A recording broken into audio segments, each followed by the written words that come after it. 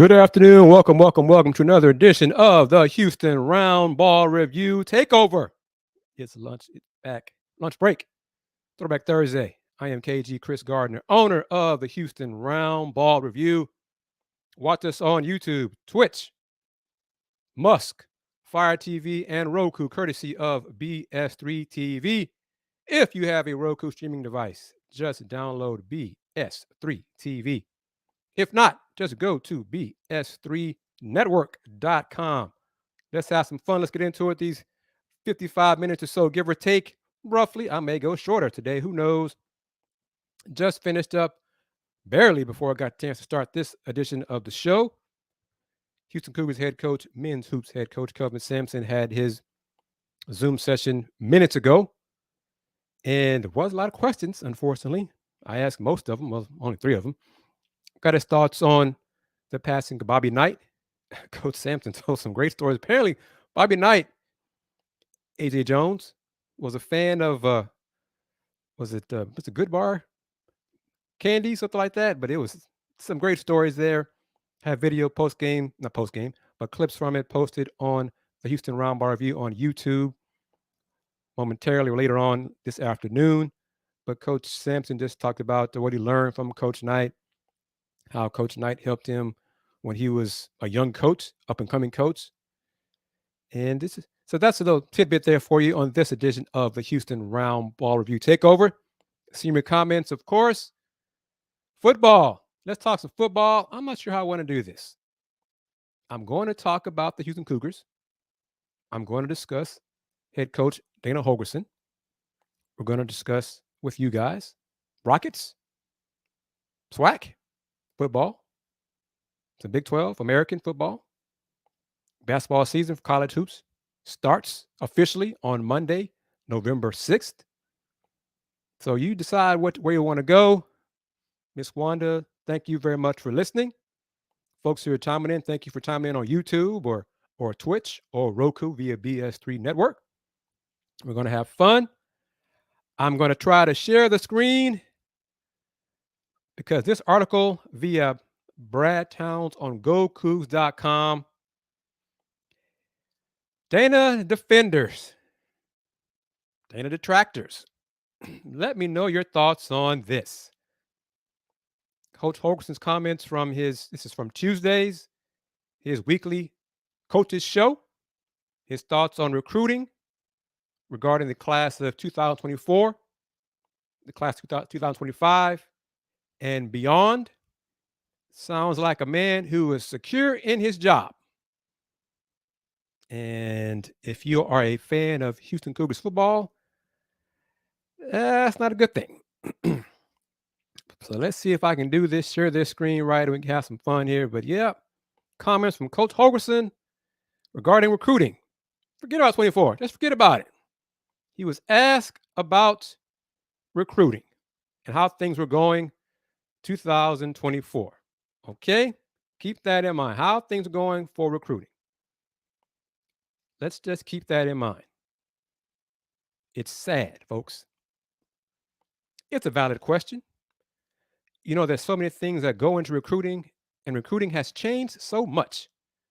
There's the high school guys that you recruit, which right now, you know, the majority of the recruiting that we're doing right now is more 25s from a high school perspective.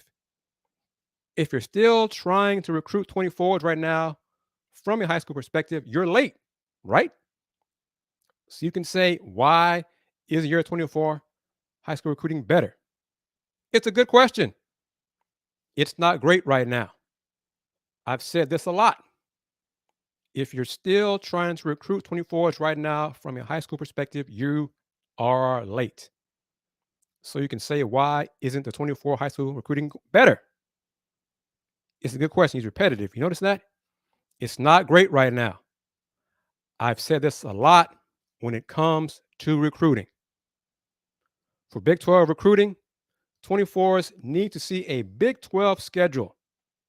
They need to see fans in the stands and exciting atmospheres like we witnessed 2 weeks ago. They need to see dirt being moved on a new building. And I'm going to stop right there. Just going to stop right there. That's really another point. Let's stop right there. Because Rex says it right here. He has excuses for everything. It's an excuse. And a great example of the excuse. Kelvin Sampson, men's basketball. Before the Guy V. Lewis Development Center was built, told media, told fans, told alums, we did not take recruits over to Hawthines because folks know Hawthines was a dump and was in need of being rebuilt, all the kind of things. But Coach had renderings, drawings to show recruits. He showed the recruits that, showed them the vision of what will be when you get here. One person who bought into that vision, Galen Robinson Jr. Galen Robinson Jr. is credited with being the key to unlock the recruiting in the Houston area. Coach Sampson sold Galen Robinson Jr. on the vision, the belief of what he could help accomplish at the University of Houston with drawings, not dirt being taken out of the ground, anything like that. So maybe Dana's not a great salesman when it comes to recruits and drawings and belief. It is point here from Rex. It's almost like recruiting is everyone's fault but his coaching. And again, I said it. Galen Jr. is the godfather of this era of Houston Cougars men's basketball. So Dana, the issue with Dana, the 24s, they need to see the shovels going into the ground before they believe. It's not impacting 25s. Well, Rex, as far as I know, there hasn't been any shovels going into the ground yet for the football ops building. That begins next month, right? So what are you telling those 25s right now? There's no shovel in the dirt yet. Folks, people who continue to defend Dana Holgorsen, just stop. Stop. He's not worth it. And his own words prove to you that he's not worth it. Stop defending this man. But again, he sounds like a man very, very, very secure in his job. So to that, I don't blame him. I blame the folks in charge who write his check and who continue to write that check and continue believing this stuff he continues to spin and shovel. He's good at shoveling stuff. Not going to get into much about the butt whooping, the 41 zip whitewash the team felt this past Saturday in Manhattan, Kansas.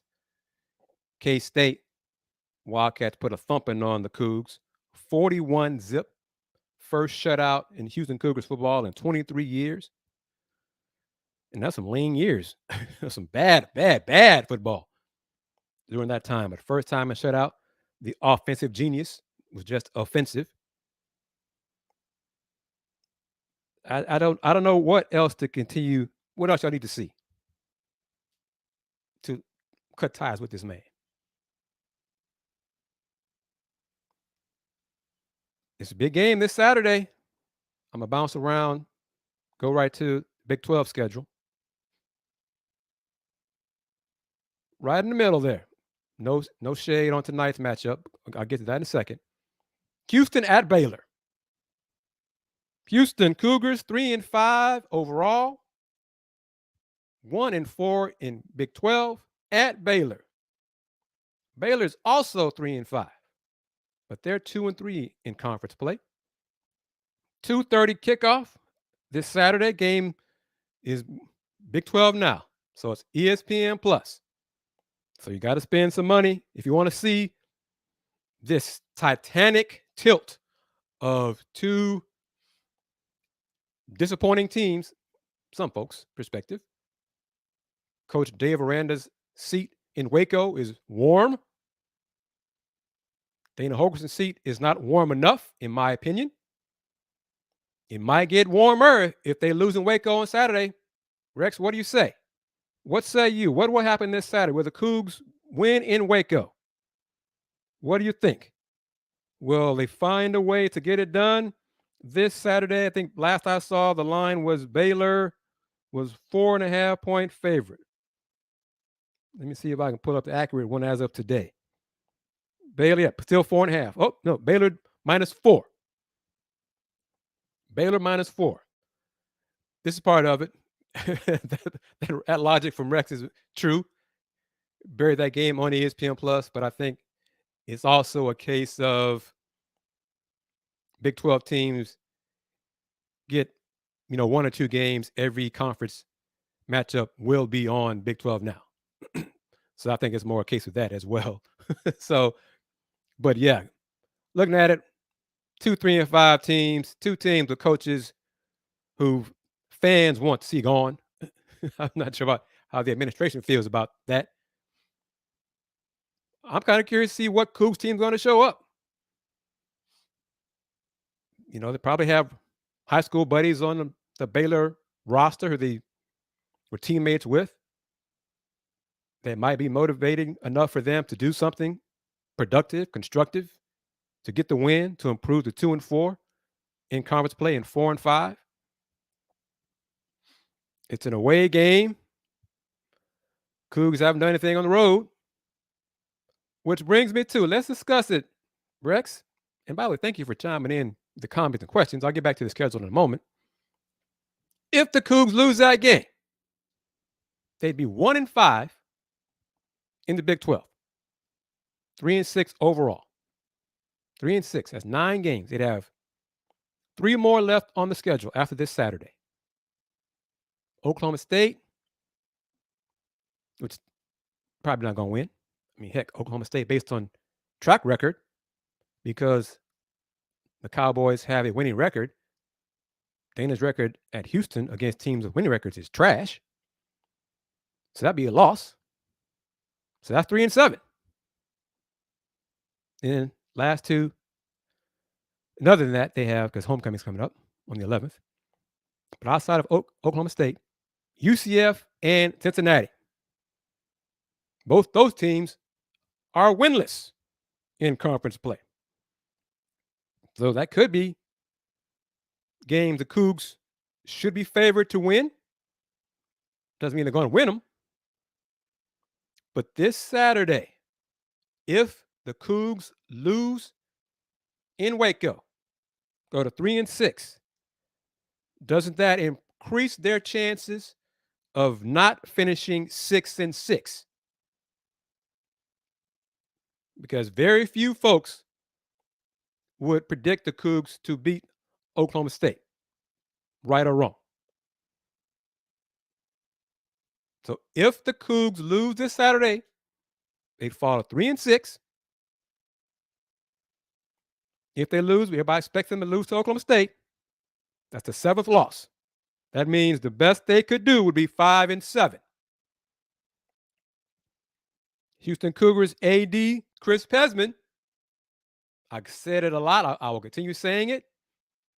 He said it in July at the Big 12 Football Media Day. A successful season, in his opinion, his words, a successful season would be being bowl eligible, going 6 and 6. Well, if they go 5 and 7, based on Kris Pesman's words, that is not a successful season. So you get where I'm going here.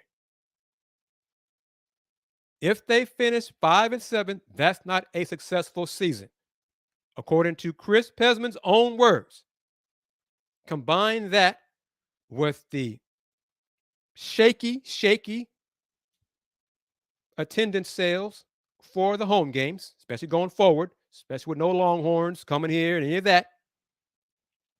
The excuses that the head coach continues to say week to week, game to game. I'm saying this Saturday's game against Baylor should be the beginning of the end for Dana Holgorsen if the Cougs lose. This is an important game for all the for all the Dana doubters and not the Dana friends of the program, which are not many of those, but there are enough who have the deeper pockets. So what happens? So Rex, I put it to you. 24 recruits, high school recruits, Dana says it's done. They ain't worry about it. That's over. If the Cougs lose this Saturday in Waco to the Bears on ESPN Plus, Big 12 now on ESPN Plus, what say you, Rex? What say you? The Cougs in your opinion, if the Cougs lose, I'll ask you right now. If the Cougs lose this Saturday at 3-6, do you believe they would finish the season with a 3-game winning streak to finish out at 6-6? I'm kind of curious what you think about that. I believe I kind of know the answer, but give it to me in the comments. Do you believe? Nope. All right. So we're saying it now. This is how important I believe. Well, it should be, because goodness knows the UH administration has dropped the ball and backtracked on its own words numerous times and continues to have head coaches on campus who have not done anything regarding going to a tournament, if ever, or at least in quite a few years. Other sports there, you know what I'm talking about. So Rex even going further than that. He's not saying 5-7. He's saying 4-8. So OSU is a loss, and the Cougs will drop one of Cincy or UCF. Wow. Cincinnati's homecoming for the Cougs. That's November 11th. So to finish out, this Saturday in Waco against Baylor. Next Saturday, homecoming for the Cougs versus Cincinnati. Senior day, oh my goodness, senior day against Oklahoma State. And then close out the season on the road in Orlando at UCF. Donna, hey, Miss Dana Holman, how are you? Thank you for chiming in to this edition of The Lunch Break, the Houston Roundball Review Takeover, powered by JM&E, streaming live on Facebook, Twitch, Roku, YouTube, courtesy of the BS3 Network. Okay, Rex. If the Cougs finish 4-8, do you believe that Houston administration will make a change and bite the bullet, fire Dana, and pay the buyout? Everybody chiming in. I see the viewers creeping up on the platforms on YouTube. Give me your comments. Don't be shy here. We're family here on this show. Don't be shy. The Cougs finished 4-8. Colleague Joseph Duarte, earlier in his this week's notebook of his on the Chronicle, put in print he wouldn't be surprised if the Cougs finished 3-9 based on how they performed Saturday at K-State. You don't know what team's going to show up for Houston week to week now. Oh, Rex. Rex 32. I believe he'll get fired for the sake of saving next season tickets. Financially, that makes sense. It does. It makes a lot of sense. One friend of mine is also an alum. That's the reason he cites for Houston making a move, making a change. That season ticket sales next year, they bring Dana back. It's just a sunk cost bringing him back. And to show you the struggles that the Baylor Bears are having in football, this Saturday's game against the Cougs You can get tickets for as low as $5. So see how far Baylor has gone in a short amount of time. Coogs at Baylor, 2 longtime Southwest Conference rivals, first time meeting in years, in Waco. You can get tickets for as low as $5. Money, financial reasons, financial decisions. Sometimes you got to do what's right for the program. But yes, Dana Holgorsen said this week on this coach's show, as far as high school, the class of 24 recruits, it's not great. It's done. Not going to get any better. It's done. Moving on to the 25 and 26s. Because those kids, they need to visualize. They need to see the construction of the football house building beginning. They need to see that shovel in the ground. They need to see it. And since that hasn't happened yet, they're not considering Houston. Okay. You said it, Mr. Excuses. But all right. Back to it. Well, no. I'm gonna take a quick break. For those, don't go away when I play the clip. Got to play some promo. Got to pay some bills, folks. This is the BS3 Network. In case you're wondering, Kris, what is the BS3 Network? Going to show you this from my man, and I got to work with Cole Johnson, Cole Sports, with the Z, because he and I got to talk about the Washington football team and that disaster. And they'll be making changes with their coaching staff, hopefully, at the end of this season as well. But come back in about 70 seconds. But here's one of the shows and one of the people who I work with here on the BS3 Network. If you're looking for a sports program that gives you the flavor. Washington Commanders? Really? This whole thing stinks to high heaven. That pulls no punches. Thuggish act by a thuggish actor. That gives you some humor. Praise everything LeBron does and never criticize it.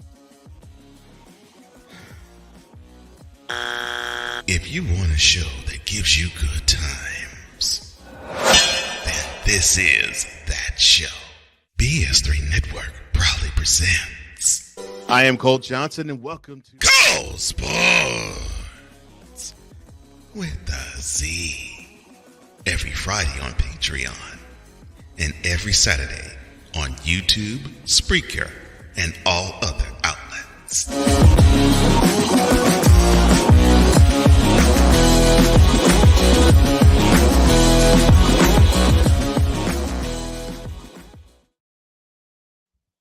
Welcome back to the Houston Roundball Review Takeover, powered by JM&E. I am, of course, KG Kris Gardner. Welcome. It's the lunch break, but it's me in charge of the lunch break. That's why it's the Houston Roundball Review Takeover, powered by JM&E and also on the BS3 Network. If you have a Roku streaming device, just download BS3 TV. If not, just go to bs3network.com. My colleague, Will knows, right there, 12-2, 8-5, 3-5. Currently, would you keep him? He knows I wouldn't. Hell no, I wouldn't keep him.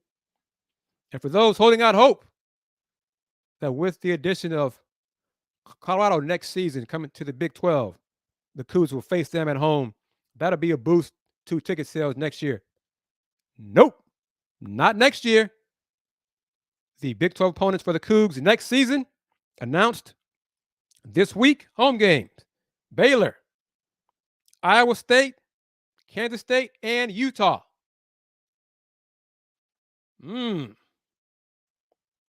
Sell those tickets to that. All right, one more time: Baylor, Iowa State, Kansas State, and Utah. Road games in the Big 12 for the Coogs: Arizona, BYU, Cincinnati, Kansas, and TCU. That's next season, 2024. 25 and 27, Colorado comes to Houston, but not in 24. So the home games, Big 12 home games next season for the Cougs: Baylor, Iowa State, Kansas State, and Utah. Promote that. Marketing department, sell that.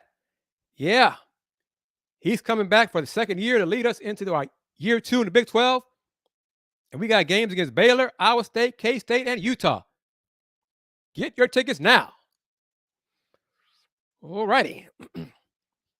Football in the American.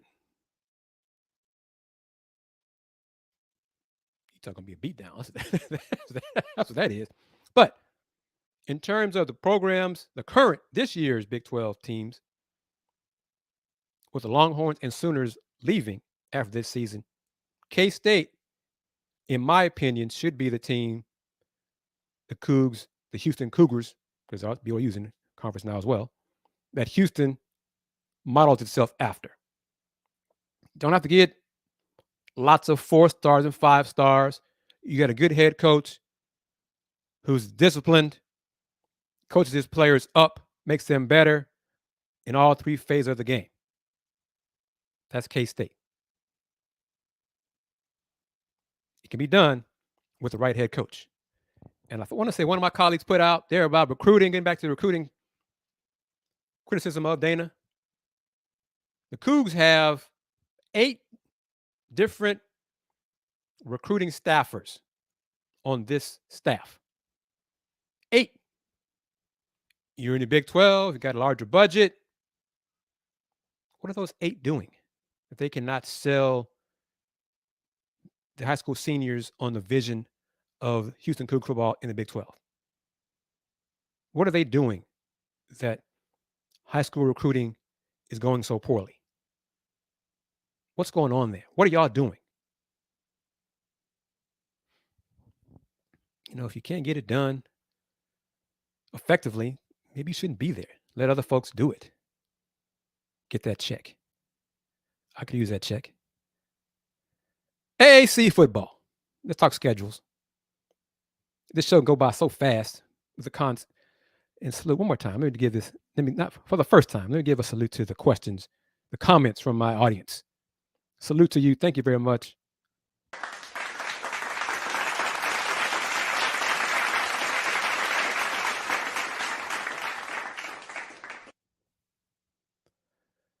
All right.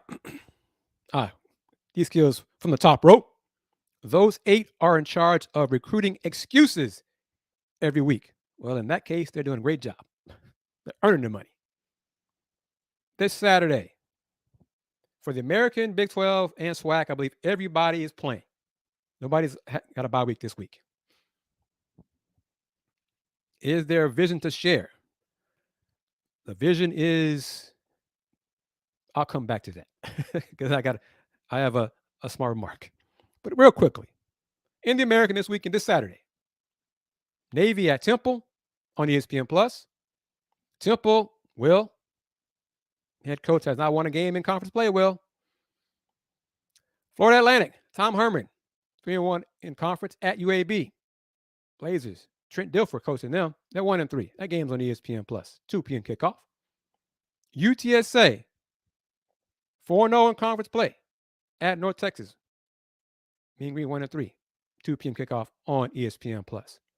South Florida at Memphis. Bulls 2-2 in conference. Tigers 3-1. Game also ESPN Plus, 2 p.m. kickoff. Best team in the American. Tulane. Coach Willie Fritz, 7-1 overall, 4-0 in the American at East Carolina. And this game's on ESPNU. Woo. Pirates 1-7, 0-4 in conference, 2:30 on ESPNU. Charlotte 2-6, 1-3 in conference at Tulsa. Yeah, that's been 3 p.m. on ESPN Plus. Last but not least, the other undefeated team in conference play, SMU at Rice. Rice 2-2 in conference. Game is on ESPNU. Rice got a chance to get a big win, beat a state rival before they head to the AAC. Game is on ESPNU, 6:30 p.m. kickoff. Fans, if you're in town, if you're a Rice alum, go to the stadium, support your Rice Owls. Big 12 tonight. TCU at Texas Tech. Both teams 2-3 in conference play. Horned Frogs 4-4 overall. Raiders 3-5 overall. 6 p.m. on FS1. First game on Saturday for Big 12. K-State at Texas. Both teams 4-1 in Big 12 play.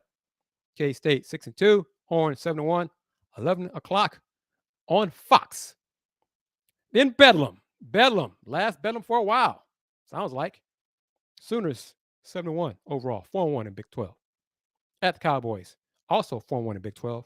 6-2 overall. 2:30 p.m. on ABC. As we discussed, the 1-4 Coogs in Big 12 play at the 2-3 Bears. 2:30 p.m. on Big 12 now on ESPN Plus. And oh, you thought that was a big one. This one right here. UCF 3-5 overall, 0-5 in Big 12 at Cincinnati. Also 0-5 in Big 12, 2-6 overall. 2:30 p.m. on FS1. That should be a ratings bonanza right there. Next, Kansas 6-2 overall, 3-2. And let me apologize to Jayhawk football. Last Thursday's show, I said, ooh, Kansas, why would you schedule Oklahoma for homecoming? Then Jayhawks went out and beat Oklahoma and said, Kris, that's why. Okay, well, I was wrong. Y'all were right. Salute.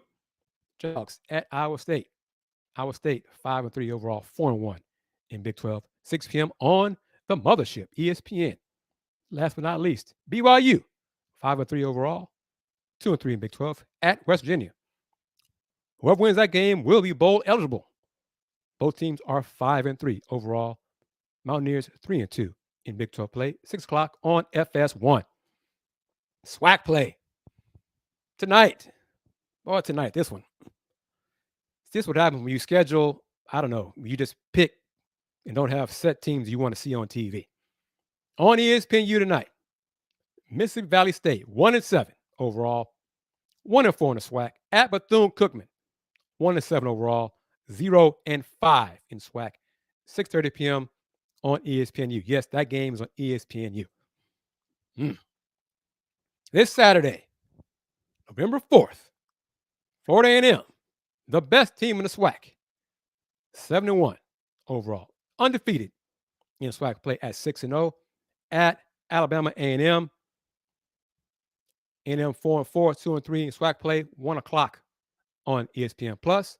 Southern 5-3 Jaguars, 4-1 in SWAC play at Alabama State. State's won 3 in a row. I think that was my dark horse from a few weeks ago. Looking pretty good. Thank you very much for helping me be right for once. They're both teams 4-1 in the SWAC. 2 p.m. on ESPN Plus. Homecoming for Prairie View versus Pine Bluff. Arkansas Pine Bluff. Pine Bluff is 0-5 in SWAC. Panthers 3-2 in SWAC. 2 p.m. on HBCU Go. Miss Donna, Texas Southern, 2-6 overall, 1-4 in the SWAC at Jackson State. 6-3 overall, 4-2 in SWAC. 2 p.m. on ESPN Plus. Last, not least, Grambling State, 4-4. Hugh Jackson bounced back after losing homecoming. 4-4 overall, 3-2 in SWAC. And that's Alcorn State, I believe. Alcorn, yeah. Southern plays Alcorn State. It's typo. Southern versus Alcorn State. In last game is Alabama State. My fault there. My mistake. 4 p.m. All right. The Rockets and the NBA announced. What are your thoughts on this? They announced their city. Hometown Heroes is the theme for the Rockets. Uniform, the city edition uniforms. Take a look. Let me get the info. Show the slide. Thursday morning, the Rockets unveiled their Nike NBA City Edition uniform for this season. These uniforms are a part of the overarching Hometown Heroes storyline, which was developed to celebrate NBA teams' unique connection to their respective cities. The Rockets will amplify Hometown Heroes through Hakeem the Dream Olajuwon, Clyde the Glide Drexler, and how their explosive, high-flying on-court performances carved out a place in basketball culture for the city of Houston. The Rockets will wear these uniforms for 13 designated hometown heroes games throughout this season at Toyota Center. For each hometown heroes night, the Rockets will extend the campaign by recognizing individuals who make a positive impact in the city of Houston and its surrounding communities. There's the slate of games. First one next week, Wednesday the 8th against the Lakers. The 10th, let's see, was it Tuesdays and Fridays in the month of November as part of the play-in tournament. So you might see the ugly court designs as well for those matchups. But there's a matchup right there, 13 games. I want to show you the uniform and the info. D-Skills, that's part of it. You see how everything you see there on the screen, the designs, info, the name, the signature. That's part of it. You see that H-Town on the front, the swoosh, Hakeem and Clyde signatures. They got the dunking astronaut as well on the uniform. Hometown Heroes theme. Here's another look of it. Right there, H-Town 4. The signatures are at the bottom left side there of the jersey. Yeah, I'm kind of like D-Skills. I'm not feeling these uniforms. I don't know. But I will say this, though. It's interesting how the NBA is good with having ties to the uniforms and things of that sort.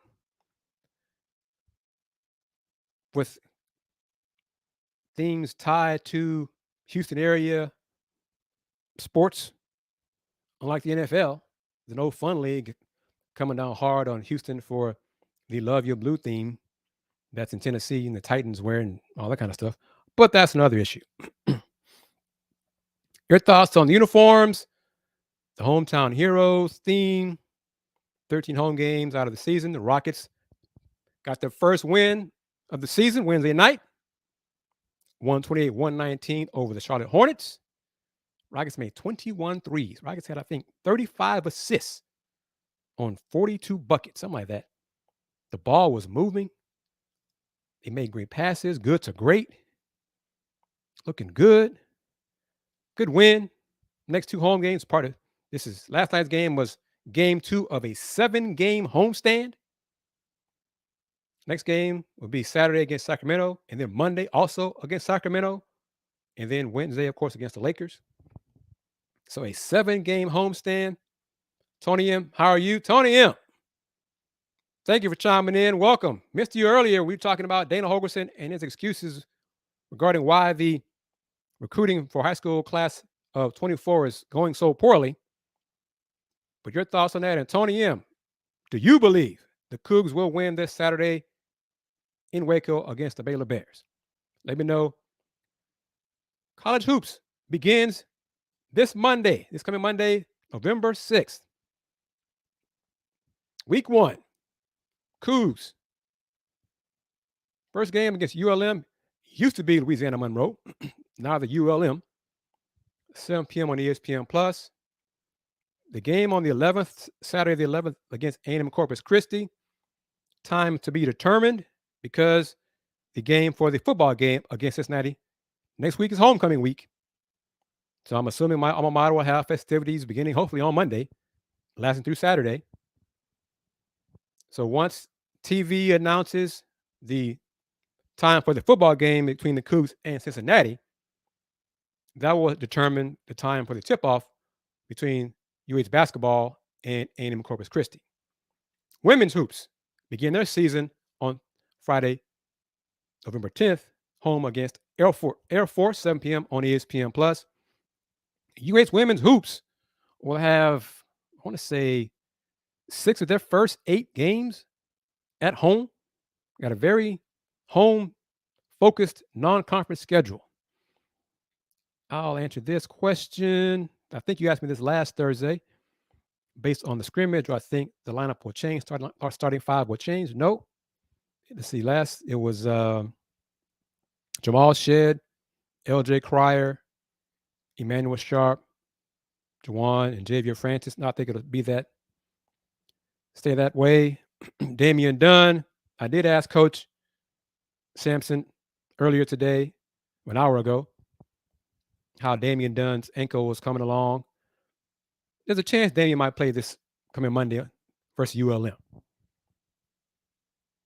Damian's walking around in tennis shoes, walking without a limp, but of course, that's different than playing basketball. So the ankle injury, it's healing. Damian might need to be, you know this, might need to get some different shoes because apparently he's sprained his ankle a lot going back to summer workouts, the trip to Australia, and then practices lately. So he might need to get some better shoes or different shoes, better fit, whatever. So there's a chance Damian Dunn might play Monday. But the Coogs, as far as guard/wings, they're so deep. Man, oh man. The front court is inexperienced behind Juwan Roberts and Javier Francis. That's where the larger questions are for the team. HCU, week 1. Men's hoops at BYU, 8 p.m. Oh, let me answer this. Go back. So we won't confuse folks. Cordell Jefferson, I doubt it. He's recovered from surgery on each wrist. But because of the depth in the backcourt and the wings, it might be best for him to redshirt this year. Because he probably won't play a lot. But we'll see. I doubt it. I'm leaning more toward him redshirting, being a redshirt this year. Tony M says we could probably beat Baylor. Maybe our coach will put us over the top for the win. He's being sarcastic. Tony, what happens if the Coogs lose to Baylor this Saturday? They'd be 3-6 with a game left out of the 3 against Oklahoma State. Chances are they lose to the Cowboys and at best be 5-7. What do you think? Rex 32 said 4-8, but this Saturday's game against Baylor could go a long way to whether Dana Holgorsen keeps his job or not. In my opinion, I'm wishful thinking there, but putting it out there in the universe. All right, HCU Houston Christian men start their season Monday at BYU, 8 p.m. on ESPN+. Women also Monday the 6th at Rice, 7 p.m. on ESPN+. And then Saturday in Huntsville at Sam Houston State, 7 p.m. No streaming announced for that as of yet. Prairie View. Well, Coach Byron Smith. Next week alone, week 1. Next week alone. 3 games. Monday, Kansas Christian College on campus, on the hill inside the Baby Dome at noon. Then on the road, 2 road games. On the 8th at Seattle, 9 p.m. on ESPN+.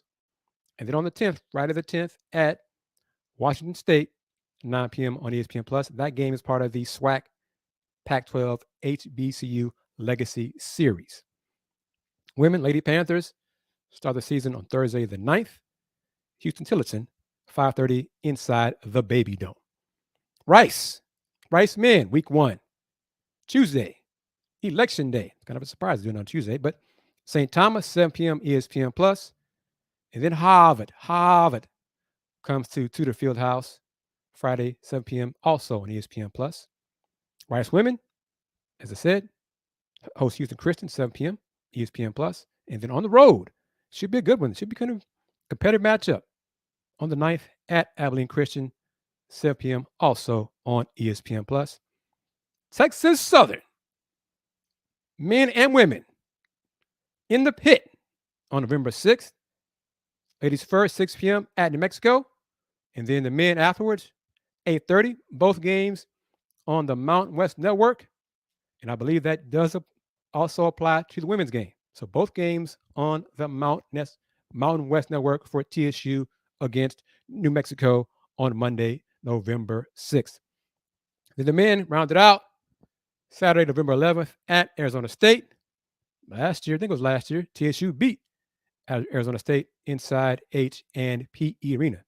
But this season matchup on the road in Tempe game, if you have it, one of the few who have Pac-12 Los Angeles.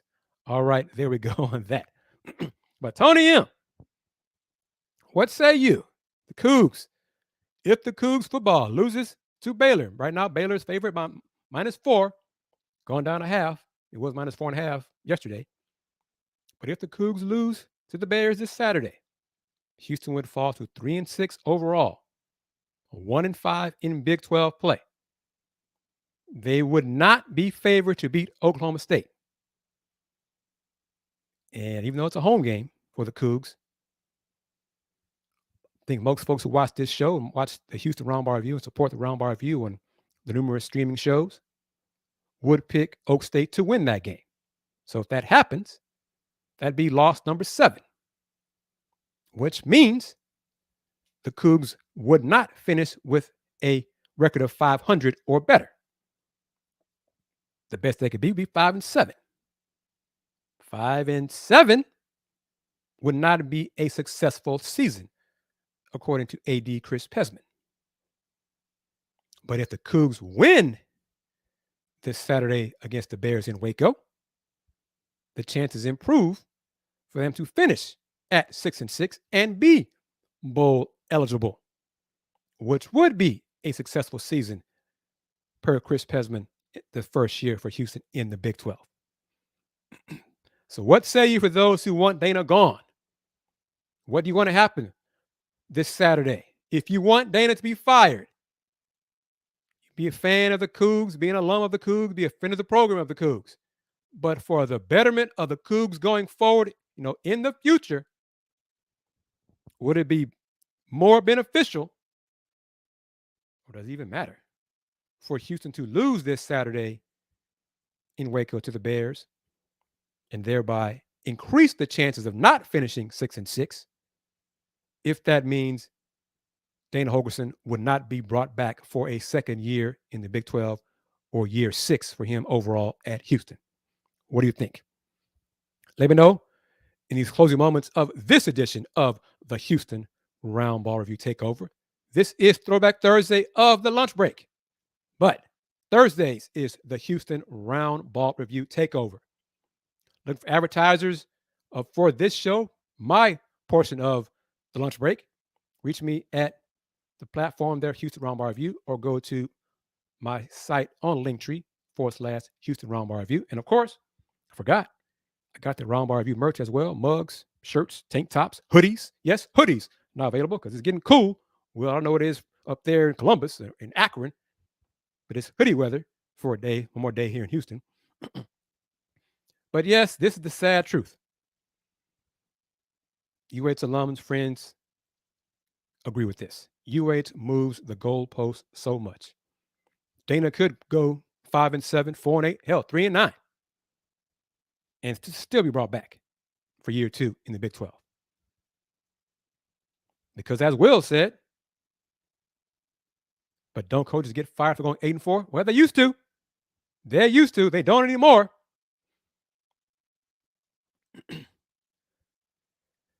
Rex with a great comment. He wants Dana to treat this Saturday's game like he treats recruiting. Then the administration may wake up. Hey, something needs to happen for the UH administrators to wake up. And I've said it so many times, and I apologize if I sound like a broken record.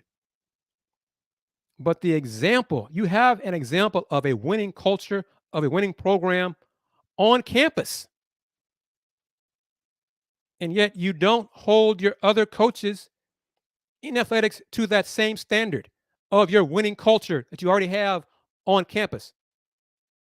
Men's basketball has established a winning culture, is nationally relevant in its sport. And yet the administrators look around in other sports, in football and baseball. Volleyball is doing well, so it's like there. And they're like, well, they mean well. They're trying.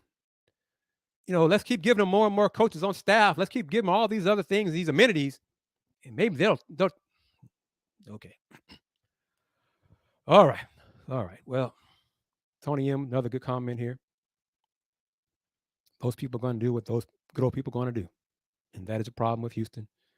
Tonight's low, 28 in Ohio. Let's see. This morning, north of Houston. I want to say there was some light freezes, a little bit, maybe 33 or so.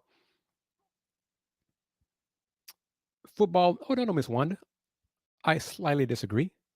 Football does have a culture. It's just not a culture of accountability. It's a culture of excuses. That's a culture as well. The AD's looking for jobs. Yeah, because I have no idea why. A salute to his agent for putting his name out there for the job at Washington.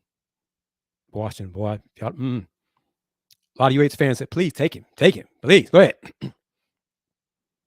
Tony M, he's frustrated. I'm over it. They don't want to wake up. Just going to start treating them like I did the Texans until they decide to care. Well, we'll see. But two things, these final moments of this edition of the Roundball Review Takeover. Coach Ime Udoka made this comment, and very straightforward. He seemed like a coach who's going to tell it to us straight, media and fans. This comment was said, matter of fact, basically, the Rockets are not good enough yet to go through the motions. Check it out. Good, obviously, but like I said, you're a shot, a free throw away from going 2-2 instead of being 0-3 or 1-3. But yeah, it's always good to get the first one. I think we have played well enough at times, but haven't been consistent enough, and that's been my message more so than anything. Is like we continue to play at the proper, with the proper intensity and focus, we'd be in good shape in those games. Even the Golden State taking the late lead, and so we're not good enough to float in and out of it, and so that's been the message. And if we put it together, we can do this. But still in guard as well as we should have, but we're obviously able to get out and score, shoot the ball well, and put up 128. We're not good enough to float in and out of it. That's true about the Rockets. They play well in spurts. They have good moments. Last night, they played well a little bit. Played well for probably 3 quarters. Had an 18-point lead in the second quarter against the Hornets. Stopped doing what they did to get that lead, and it shrunk to 3. Basketball is not sports is not complicated. If you stop doing what you did to get that big lead, teams will come back on you. As my woeful Detroit Pistons found out Wednesday night, when they blew an 18-point lead and lost to Scoot Henderson and the Portland Trailblazers. But this other comment, real quick comment from Coach Udoka. I'm not sure he's supposed to say this, but he mentioned it during his post-game presser regarding rookie Amen Thompson and his injury. Amen's injury. Thompson. He has a grade 2 ankle sprain. I'm going to go check on him now. I'm not sure what that means time frame wise. A grade 2 ankle sprain. That involves ligaments.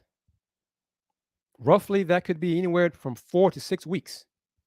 If it is indeed has been confirmed today that Amen Thompson has a grade 2 ankle sprain, and it's the right ankle. Saw him on crutches last night after the game, and Amen was struggling on those crutches. But he injured his left ankle in Vegas in Summer League. So now young fellas sprained both ankles. So that could be an issue for him the rest of this season. And he rolled his foot, stepped on someone's foot last night during the game. Just bad luck. It's a bad sprain. He was helped off the court on crutches after the game.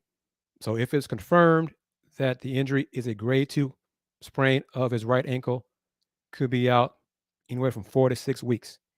So combine him, Amen out with Tari Eason out, probably for at least another week with Tari. Rockets are down 2 key players, 2 key young players, versatile players, good defenders. So we'll see how that impacts them as long as those 2 guys are out and missing games. But I think they're on the right path. All right, cover the Rockets one more time. You see if I can pull it up. The Rockets City Edition uniform. There's part of it.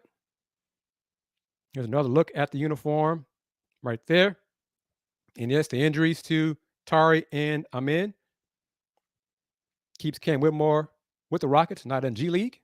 Might even give some run to Nate Hinton as a wing guy come off the bench to hustle, grit and grind, rebound, defend, get after this Nate Hinton type things.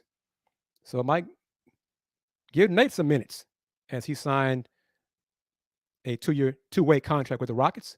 So he with the big club and see he can take advantage of the 50 games that he'll get a chance to be with the big club.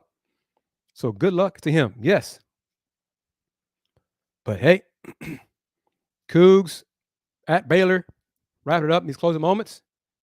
Tickets in Waco available for as low as $5. Yes, $5. Two fan bases not thrilled with either head coach. Games on ESPN Plus. See how it goes. But as always, tell your friends about the Houston Roundball Review. Tell your friends about BS3 TV. Tell your friends about JM&E. The Houston Roundball Review takeover. Changes is coming. Changes are coming. We'll see if those changes are for the good, for the better, or for the worse.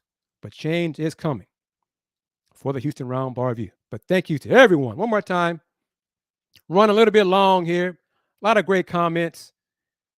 Great fan support. I always appreciate the comments from the audience. Comments from the top rope are great as well.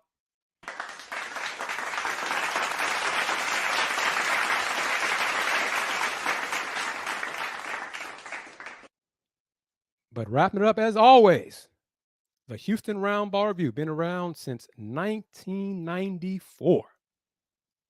Got merch. Looking for advertisers for this show and all the Roundball Review shows. Basketball is here. The season is here. 'Tis the season. But yes, the Houston Roundball Review since 1994.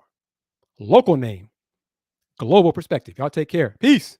It's Sybil Wilkes with what you need to know. Today, it's Friday Eve, Thursday, November 2nd, 2023. Number one, President Biden traveled to Minnesota Wednesday for what the White House described as an opportunity to highlight investments in rural American communities. Some political observers say the choice of Minnesota was not a coincidence, as it is the home state of Mr. Biden's latest primary challenger, Congressman Dean Phillips. Last week, the 54-year-old Phillips announced his challenge to an incumbent president who he says should step aside to make way for a new generation. Many leading black Democrats are said to be looking at Phillips' candidacy as a slap in the collective face of the foundation of the Democratic Party, beginning his campaign in the very white state of New Hampshire as opposed to the new first primary state of South Carolina, as designated by the head of the Democratic Party, Joe Biden. Number two, scholars have embarked on extensive research into the effect of slavery on the country of Brazil's institutions. Their work has prompted prosecutors to launch a groundbreaking investigation into the historical ties between the slave trade and Banco do